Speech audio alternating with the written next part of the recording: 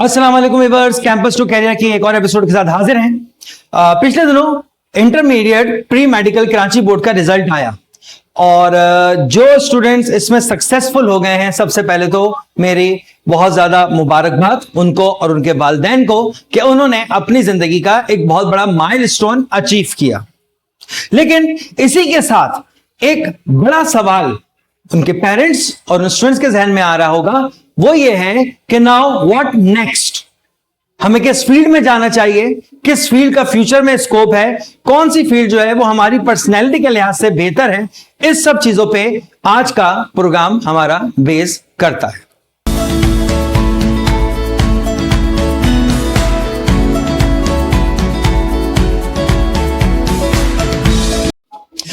तो viewer, different fields पे जाने से पहले, उनके स्कोप और उनकी अपॉर्चुनिटीज को डिस्कस करने से पहले, मैं इस दफा जो रिजल्ट आया है, इस रिजल्ट के थोड़े स्टैटिस्टिक्स आप लोगों के साथ शेयर करना चाहूंगा, क्योंकि स्टैटिस्टिक्स हमारे पास होंगे तो इससे हमें डिसीजन लेना ज्यादा आसान हो जाएगा। जैसे कि मैं रिसर्च में अपने स्टूडेंट्स को यही बताता हूं कि data backed decisions are more important as compare to decision taking by personal choice. तो जो डेटा हमारे पास है, इसको जरा से मैं बोर्ड की वेबसाइट पे जो डेटा मौजूद है इसके लिहाज से बात करूं तो इस साल टोटल 28,259 कैंडिडेट रजिस्टर्ड हुए फॉर प्री मेडिकल। एक छोटा सा यहां पे मैं हाईलाइट करना चाहूंगा, वो ये है कि इस 28,000 स्टूडेंट्स में से सिर्फ 5,519 वर मेल और 22,740 वर फीमेल। तो इसी से हम एक अंदाजा कर सकते हैं कि फीमेल स्टूडेंट्स का ट्रेंड टुवर्ड प्री मेडिकल बहुत ज्यादा है। और ये बहरहाल बहुत ज्यादा अच्छी चीज इस लिहाज से नहीं है कि जो जेंडर हमारा डिवाइड हो रहा है, जिसमें मेल्स का तादाद प्री मेडिकल की तरफ कम होती जा रही है, जबकि जब हम फील्ड में जाते हैं तो देखते हैं कि मेल्स डॉक्टर ज्यादा होते हैं। मैं फीमेल्स की पढ़ाई, स्पेशली मेडिकल की पढ़ाई की मुखालफत नहीं कर रहा, बल्कि मैं ये बात कर रहा हूं कि रेशियो को किसी तरह से पॉलिसी मेकर्स को बैलेंस करना चाहिए। इसमें एक चीज और मैंने देखी, जब रिजल्ट को मैं देख रहा हूं तो जो टॉप 10 पोजीशंस हैं उसमें से अगेन, क्योंकि नंबर ऑफ फीमेल्स भी ज्यादा है, लेकिन मेरे ख्याल से बच्चियां पढ़ाई की तरफ ज्यादा सीरियस भी नजर आती हैं, तो शुरू की जो टॉप 10 पोजीशन है उसमें 9 positions are taken by the girls और सिर्फ एक टॉप 10 पोजीशन में मेल कैंडिडेट मौजूद है। इसकी यकीनन एक वजह तो जो रेशियो इक्वल नहीं हो रहा वो है, और दूसरी वजह शायद मुझे लगता है कि मेल स्टूडेंट्स मेडिकल फील्ड पे ज्यादा कम ध्यान दे रहे हैं। सिर्फ एमबीबीएस मेडिकल में नहीं है, जब आगे जाएंगे इसके ऊपर बात करेंगे। और आने वाले स्टूडेंट जो इस वक्त सेकंड ईयर में मौजूद हैं, वो जब मेरी ये वीडियो देखें तो प्लीज मेडिकल फील्ड को बिल्कुल आप ले सकते हैं, बल्कि इनफैक्ट मैं मैट्रिक से शुरू करूंगा बात। मैट्रिक के स्टूडेंट्स को चाहिए कि वो प्री मेडिकल की तरफ ट्रेंड बनाए, स्पेशली मेल स्टूडेंट्स, क्योंकि जब हम प्रैक्टिकल लाइफ में देखते हैं तो हमें ज्यादा डॉक्टर्स मेल नजर आते हैं एज कंपेयर टू फीमेल्स, तो उनको आगे आना चाहिए। बात करें तो परसेंटेज की, तो A1 ग्रेड जो है वो 231 कैंडिडेट है मेल और 77 जो है वो फीमेल कैंडिडेट हैं। ए ग्रेड जो है वो टोटल कैंडिडेट है 3,471, जिसमें से 473 are male and 2,998 are female. B grade की बात करें तो 4,070 बी ग्रेडर्स हैं, वही रेशो यहां पे आ रहा है, बल्कि फीमेल का रेशो और बढ़ गया है। सी ग्रेडर्स की बात करें तो 4,095 है एंड सो फोर्थ। तो ये ट्रेंड हमें बेसिकली बता रहा है कि ओवरऑल जब हम बात कर रहे हैं तो उसमें हमारे पास A1 ग्रेड के बहुत ज्यादा स्टूडेंट नहीं है। ज्यादा स्टूडेंट आपको नजर आएंगे B, C और D ग्रेड के। तो क्या अगर प्री मेडिकल के स्टूडेंट का B ग्रेड, C ग्रेड या D ग्रेड आ गया है तो क्या उसको प्री मेडिकल शिफ्ट कर देनी चाहिए? क्या प्री मेडिकल में अब उसके पास स्कोप नहीं है? क्या प्री मेडिकल में रहते हुए अदर देन एमबीबीएस कोई ऐसी फील्ड नहीं है जिसमें एक बच्चा एक्सीलेंस हासिल कर सके, कैरियर अपॉर्चुनिटीज भी हो और डेफिनेटली एक रेवेन्यू का भी अच्छा जरिया हो? तो इन सब चीजों का जवाब है हाँ है। मैं यूजुअली लाइटर नोट पे एक बात कहता हूं, जो भी प्री मेडिकल में आता है उसका ख्वाब होता है डाउ यूनिवर्सिटी जाना। मैं स्टूडेंट से कहता हूं काउंसलिंग सेशन में कि आप एज लो एज 55 या 60 पे भी डाउ जा सकते हैं, आप रिक्शा कराएं चले जाएं, लेकिन सीरियस एंड पे आप जी हां जा सकते हैं। एमबीबीएस के अलावा दर्जनों ऐसी फील्ड्स हैं जहां पे स्टूडेंट्स मेडिकल की फील्ड में रहते हुए भी आप एमबीबीएस की तरफ, आप मेडिकल की तरफ आ सकते हैं। तो आज का प्रोग्राम इन्हीं फील्ड्स को असल में फोकस करेगा। You'd be surprised to know that MBBS is not the only option. Other than MBBS, there are a lot of options जिसमें आप excellence हासिल कर सकते हो. So viewers, फील्ड की डिटेल में जाने से पहले मैं समझाना चाहूंगा स्पेशली अपने 9-10 के स्टूडेंट्स को जो आगे अपना फ्यूचर डिसाइड कर रहे हैं, अभी future line of action decide कर रहे हैं, उन लोगों को कि प्री मेडिकल है क्या. By the term pre medical means वो स्टूडेंट जो इंटरमीडिएट में बायोलॉजी, केमिस्ट्री और फिजिक्स के कॉम्बिनेशन से अपने एग्जाम दे, वो प्री मेडिकल का स्टूडेंट कहलाता है. और याद रखिएगा, प्री मेडिकल कहा जा रहा है, प्री एमबीबीएस नहीं कहा जा रहा. अनफॉर्चुनेटली हमारे यहां एमबीबीएस को कैरियर पाथ में टॉप पे रख दिया गया है. All over the world MBBS is not at the top. आजकल अगर मैं बात करूं तो एमबीबीएस एक ऑप्शन है, इंशाल्लाह आप में से कोई ना कोई उसमें जाएगा. उसके बाद एमबीबीएस को सपोर्ट करता है फार्मेसी. ऑब्वियसली फार्मेसी भी एक ऑप्शन है, आप में से बहुत सारे लोग जाएंगे.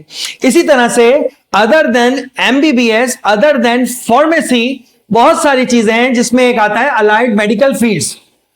अस्पताल में सिर्फ डॉक्टर ही तो काम नहीं कर रहे, डॉक्टर के साथ जितना भी सपोर्ट स्टाफ है वो भी इक्वली इंपॉर्टेंट हैसियत रखते हैं और उनकी भी जॉब अपॉर्चुनिटीज, कैरियर अपॉर्चुनिटीज बहुत ज्यादा हैं. अल्ट्रासाउंड करना है, एनेस्थेसिया देना है, डिफरेंट किस्म के मेडिकल टेस्ट के ऊपर काम करना है, तो ये कौन करेगा? ये अलाइड मेडिकल वाले करते हैं. यानी कि ये ट्रायंगल था जो कि मेडिकल का एक समझ ले नेक्सस है. ये ट्रायंगल अब कन्वर्ट हो गया इनटू रेक्टेंगल और इसमें एक और डायमेंशन का इजाफा हो गया है, that is technology. Obviously AI driven medical solutions आ रहे हैं, डिफरेंट इक्विपमेंट के थ्रू ऑपरेशंस को आसान से आसान किया जा रहा है. तो ये इक्विपमेंट, ये मशीन, ये चीजें कौन चलाएगा? मेडिकल टेक्नीशियन चलाएगा, जिसको मेडिकल की नॉलेज भी होनी चाहिए और जिसको इंजीनियरिंग की भी थोड़ी बहुत नॉलेज होनी चाहिए. तो ये चौथा डायमेंशन इसमें ऐड हो गया है. इन तमाम डायमेंशंस पे आज हम बात करने जा रहे हैं. जब हम फील्ड्स की बात करते हैं तो फील्ड्स को मैंने 3 डिफरेंट एरियाज में एक्चुअली बांट दिया है. एक मैं एरिया कहता हूं ट्रेडिशनल, हमारे पास मेडिकल पाथवेज हैं जिसके अंदर हमारा एमबीबीएस, बीडीएस, फार्मेसी या कुछ हद तक जो वेटरनरी डॉक्टर्स होते हैं एनिमल्स के, वो भी इसमें आ जाते हैं. ये भी एक इमर्जिंग फील्ड है बाय द वे. आजकल जो है पेट केयर्स और उस तरह की चीजों को सिर्फ बकरीद की हद तक नहीं देखा जाता, बल्कि थ्रू आउट द ईयर जो है डिफरेंट पेट क्लिनिक्स वगैरह जो है वो खुल रहे हैं और वेटरनरी डॉक्टर्स की भी डिमांड दिन ब दिन बढ़ती जा रही है.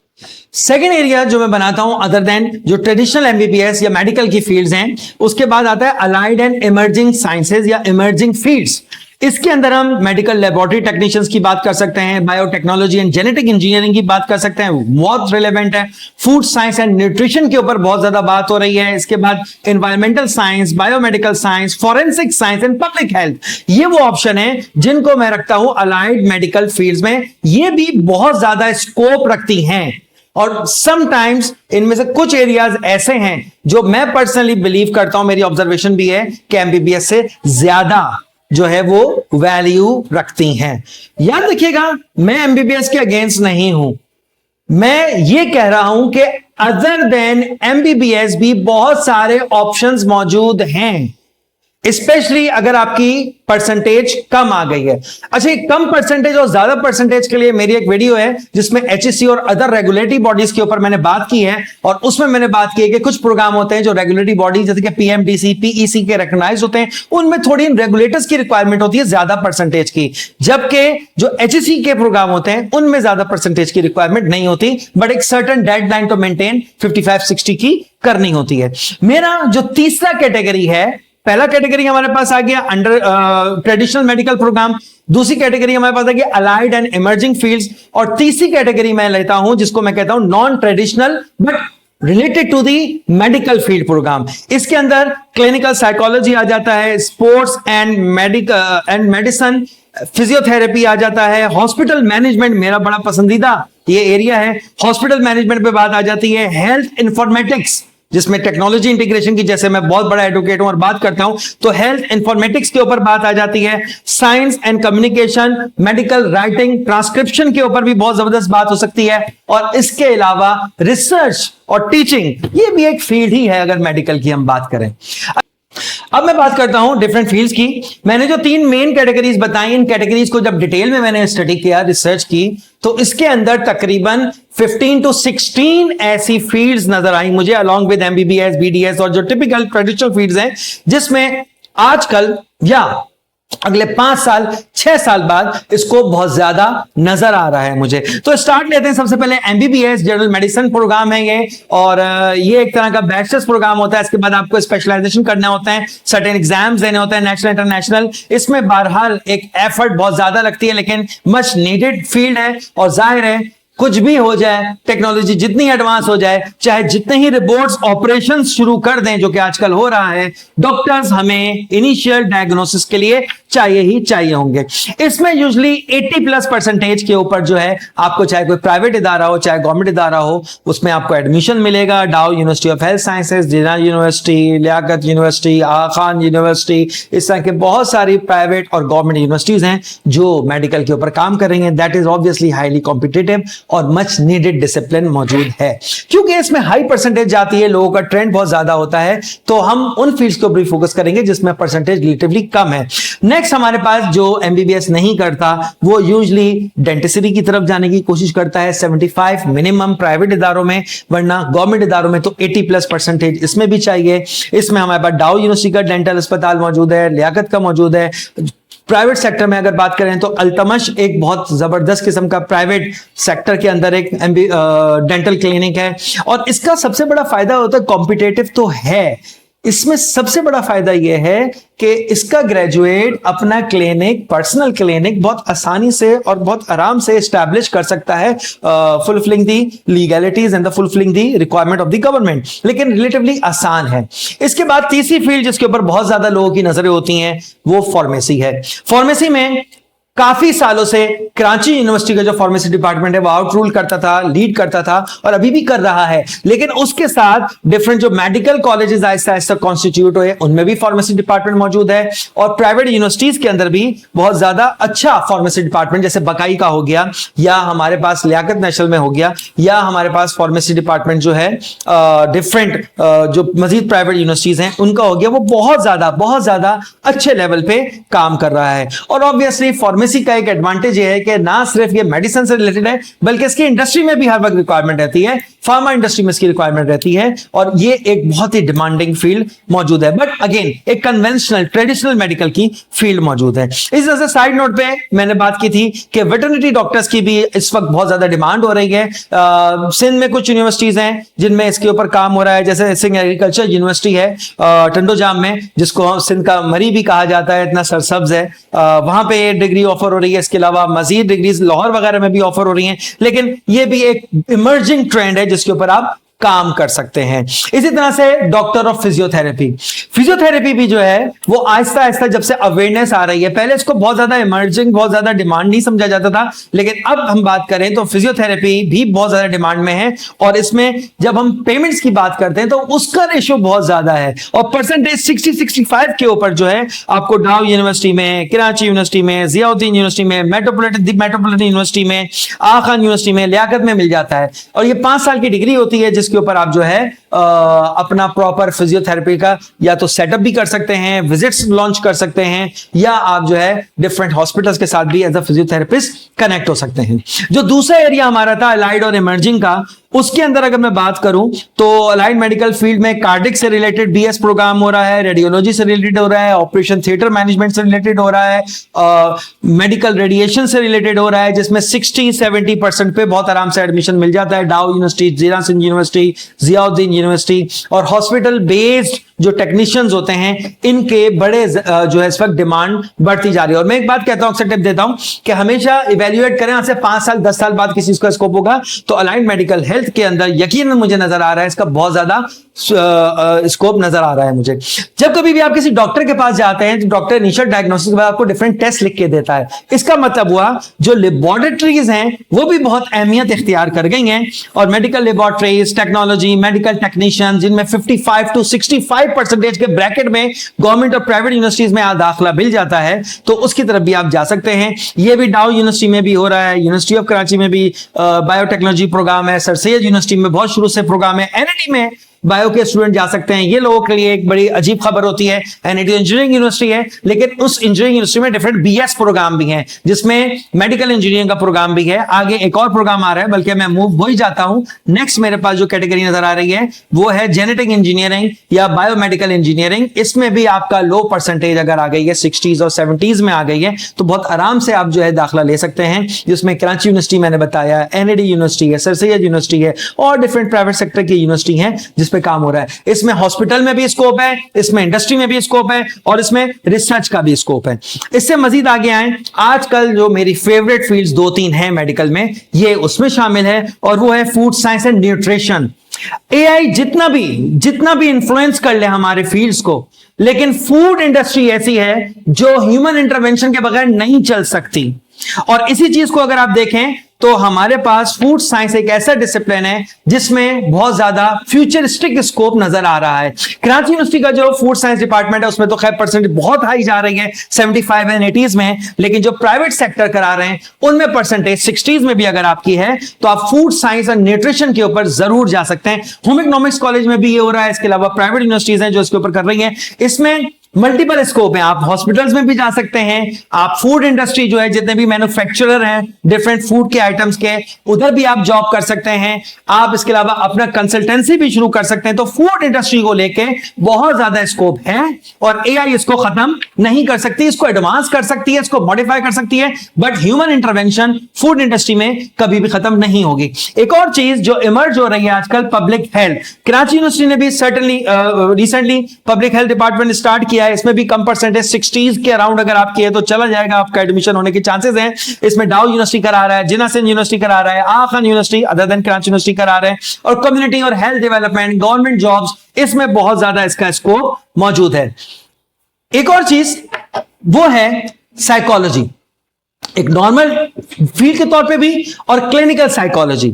इसके अंदर organisation psychology, child psychology, individual psychology, इसके अंदर बहुत सारी सब फील्ड्स मौजूद हैं। अगेन ये कराची यूनिवर्सिटी भी करा रहा है, बहरिया यूनिवर्सिटी करा रहा है, दूसरे मेडिकल के जो इंस्टीट्यूशन वो भी करा रहे हैं, सीबीएम भी करा रहा है, बहरिया जाबिस भी करा रहा है। लेकिन इंपॉर्टेंट चीज क्या है?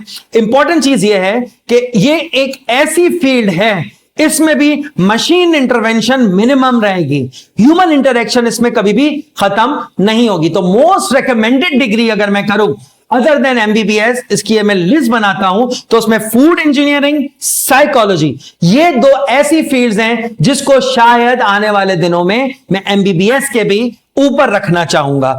तो ये एक बहुत ही ग्रोइंग फील्ड है। इसमें भी आप इंडस्ट्री में भी जाते हैं, अपने क्लिनिक्स कर सकते हैं, हॉस्पिटल्स में जा सकते हैं, इनॉर्मस जो है यहां पे हमारे पास स्कोप्स मौजूद हैं। और उसके बाद hospital management and health care informatics, ये भी एक इमर्जिंग फील्ड है। कम परसेंटेज पे एक तो अवेयरनेस नहीं है, प्लस इसकी रेगुलेटरी बॉडी नहीं है, डायरेक्टली एचईसी के प्रोग्राम है तो इनकी एलिजिबिलिटी इस वक्त कम है। 60s में अगर आपकी परसेंटेज तो आप कर सकते हैं। इसमें सीबीएम, डाउ, जियाउद्दीन ये सब करा रहे हैं। कराची यूनिवर्सिटी में भी हेल्थ मैनेजमेंट के ऊपर जो है स्पेशलाइजेशन कुछ डिपार्टमेंट्स में हो रहा है। मैनेजमेंट के role, health and IT sector के रोल, ये इसमें बहुत ही इंपॉर्टेंट एस्पेक्ट प्ले कर रहे हैं। जैसे कि मैंने बताया कि अब medical field without technology is nothing. तो people who suppose to manage the devices, equipment, technology, connections, इनके बहुत ज्यादा स्कोप फ्यूचर में आने वाले हैं।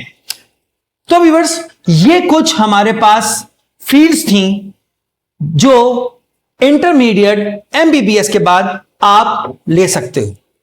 यकीनन आज का मेरा जो प्रोग्राम था वो रिस्ट्रिक्ट कर रहा था मुझे सिर्फ एमबीबीएस के ऊपर बात करो।